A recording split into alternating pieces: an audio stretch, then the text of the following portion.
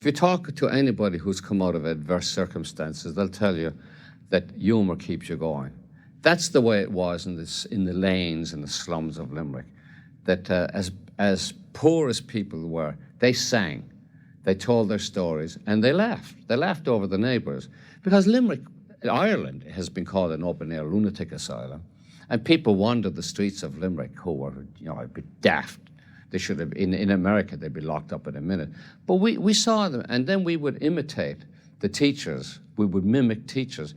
We would go home from Mass on Sundays, and if there was a particularly powerful sermon by a redemptorist priest, you'd always find me up in a chair giving a sermon. And my mother would say, "Will you get down out of that, you all idiot?" But sometimes she'd sit there looking and laughing. We'd come home from school imitating the schoolmasters. We'd imitate policemen, bureaucrats giving out the welfare down at the dispensary. We imitated and made fun of everybody, and even ourselves.